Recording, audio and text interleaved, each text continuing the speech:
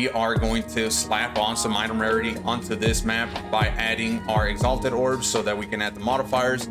And then we're gonna activate the Omen of Chaotic Rarity, so that way the Chaos Orb that will slam onto it will replace all the modifiers on the Waystone with modifiers that grant item rarity. So that's what we're doing. I'm gonna show you how to do it on a rare map, and then I'm gonna show you from scratch on a normal map. Now we're gonna add this, and the trick here is to look at the revives available. You're trying to get it at 1, that way you know they have 5 modifiers. You activate your Omen of Chaotic Rarity, you slap this, and as you can see, we now have a Waystone with item rarity 101. The next step is to hit it with your Preserved, which will add our final modifier. And then when we reveal this, hopefully you get a modifier that gives you item rarity. I'm gonna show you which ones have item rarity.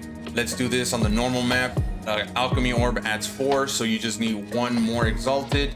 Omen of Chaotic Rarity, reroll the mods. Item rarity is now at 94. You hit it with the Preserved, and then you just take these to the well. You reveal.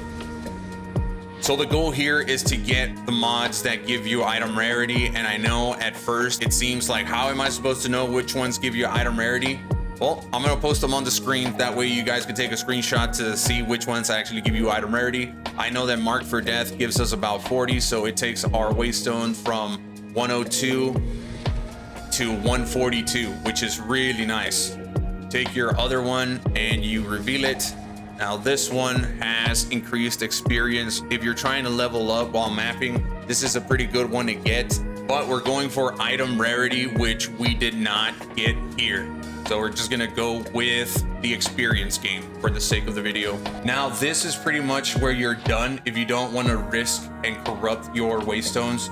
We are gonna go ahead and corrupt them because it has an opportunity to make these into a tier 16, and that's better loot, better XP for us. But it also has an opportunity to break the item, which will turn the Waystone into a tier 14, which is not what we want. And it also has a chance to re-roll the modifiers, right? So we don't want that, but we do want a tier 16, and hopefully we get lucky. All right, so we hit a tier 16 and it retained the item rarity. The tier 14, however, retained the item rarity, but it went down a level. So this is still good to run because it still has item rarity and we can still drop really nice items. Now, there's some people that like to instill liquid of paranoias or other emotions onto their maps and make the maps delirious. So now that you have your Waystones juiced up for item rarity, to get the most benefit out of these maps, you need to couple them with precursor tablets on your towers, and they call this juicing your towers, right? But all we're doing is adding tablets that increase quantity of items found in your map, and then you can couple the second prefix for whatever you want. So to get towers with 3 sockets, you need to finish a Waystone with at least 6 modifiers to unlock. You do not need to have the highest tier Waystones to do this. You can do it on a lower tier and it doesn't have to be juiced up at all, right?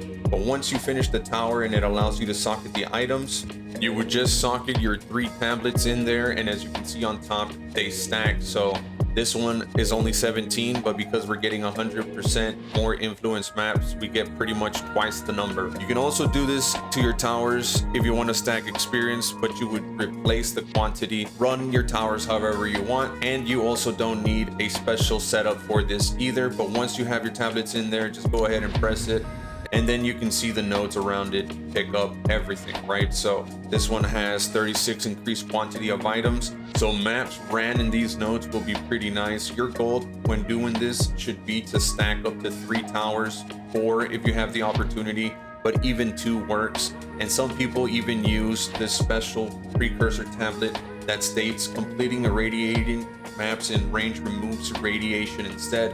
What that means is that if you get a tower setup, for instance here, and you like the modifiers that it has, like this one has 61 increased quantity of items found in the area. If it is influenced by this Vision of Paradise, I would go in, run the map, and once I complete it, all it does, it removes the irradiated from this node and keeps everything else so I can run it again. And then once I complete it for the second time, it'll just say that the node is completed and turn green like these other nodes. So that's pretty much all you would do to stack quantity on your towers.